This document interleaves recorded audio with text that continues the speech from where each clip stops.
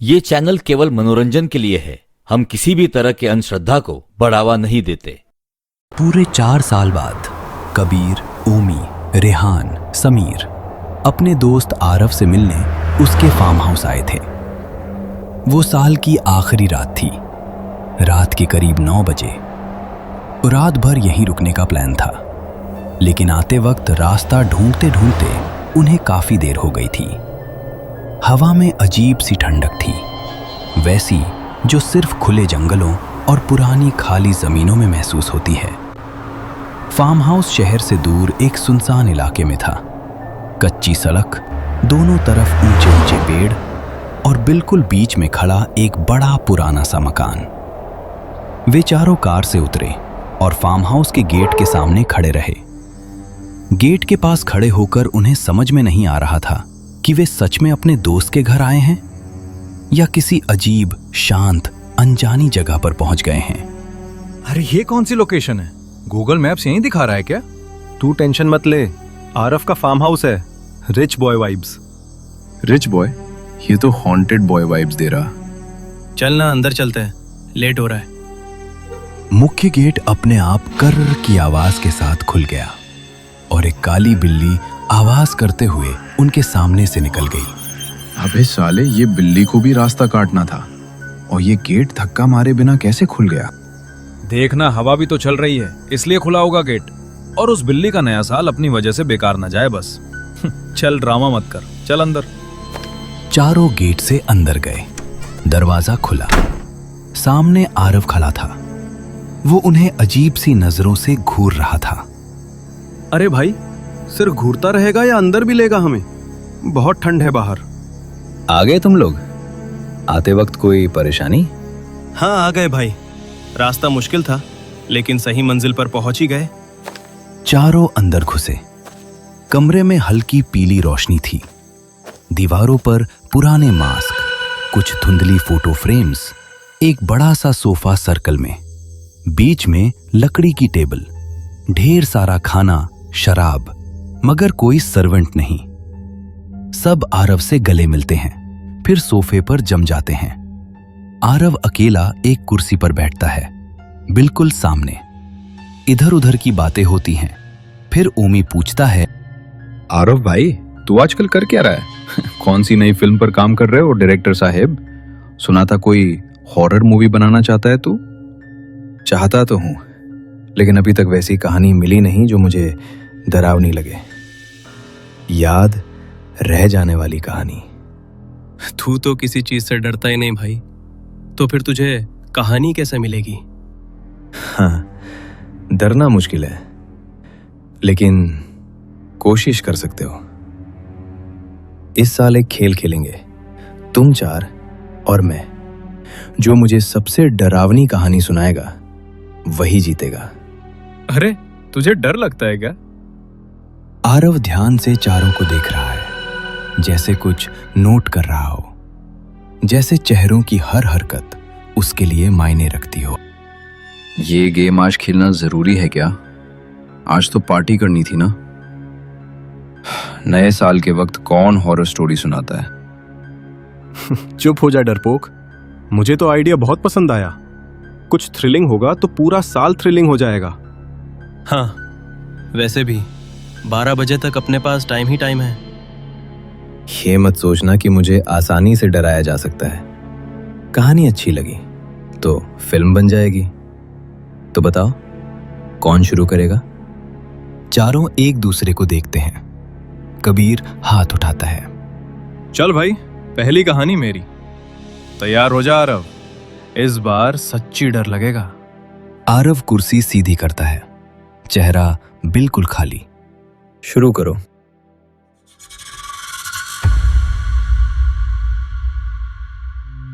एक लड़का था, करण।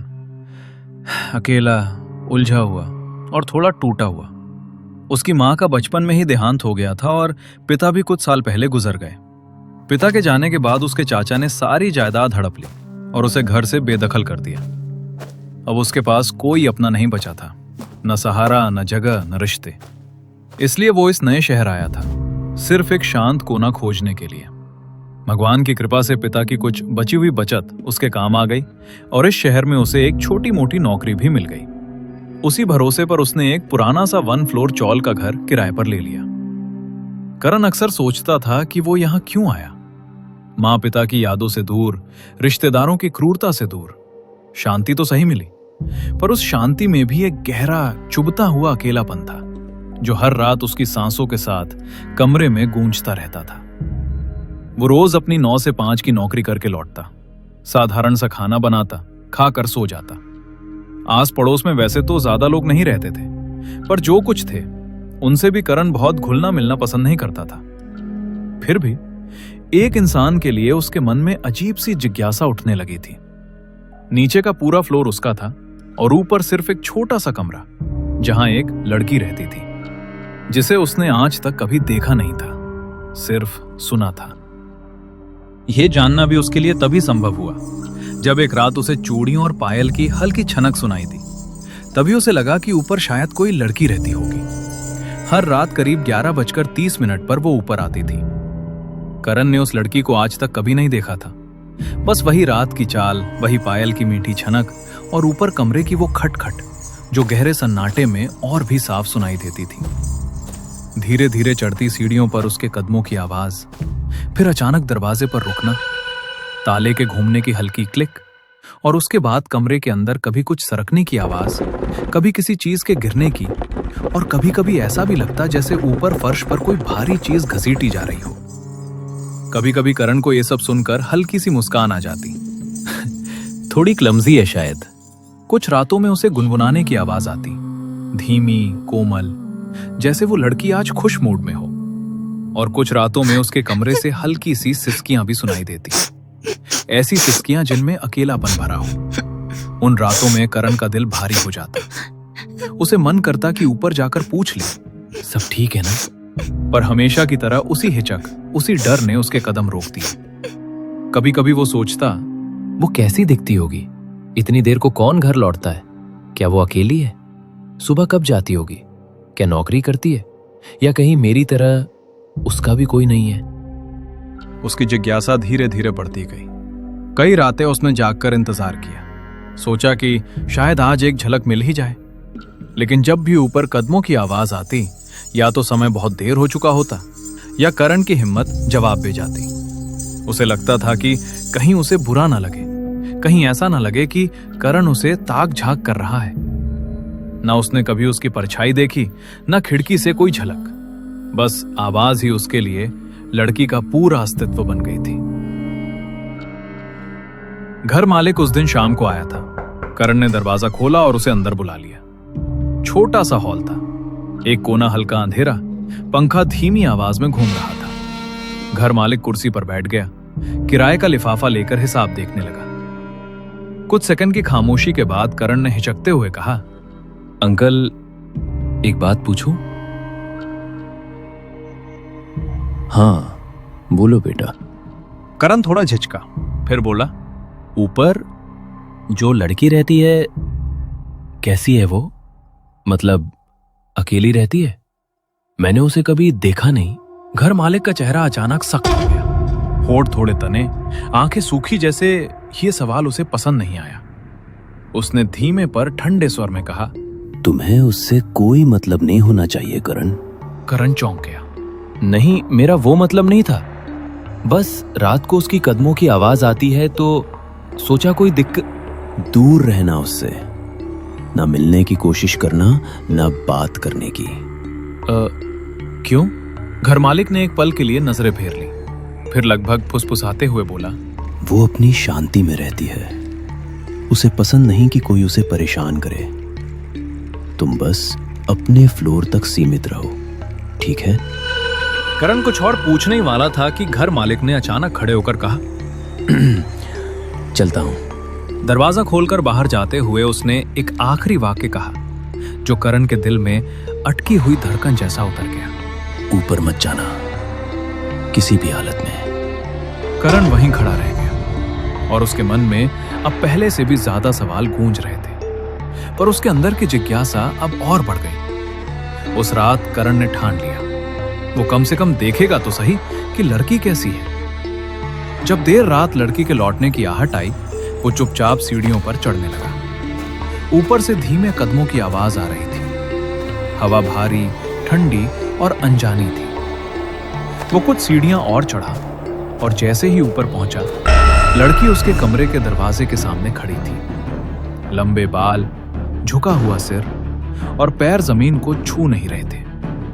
वो धीरे धीरे ऊपर तैर रही थी। घुटनों से नीचे का हिस्सा धुएं सा हिल रहा था। चेहरा बिल्कुल सफेद और आंखें खाली, काली, अंदर धसी हुई। करण के सामने ही वो मुड़ी, लेकिन पैरों से नहीं। उसका पूरा शरीर एक झटके में उलट गया। वो करण की तरफ, बिना आवाज, बिना सांस, बस एक ठंडक जो दिल के आर पार उतर गई। करण वहीं गिर पड़ा। दिल जकड़ गया। आंखें खुली की खुली रह गई। वो मर चुका था, सीधा वहीं सीढ़ी पर।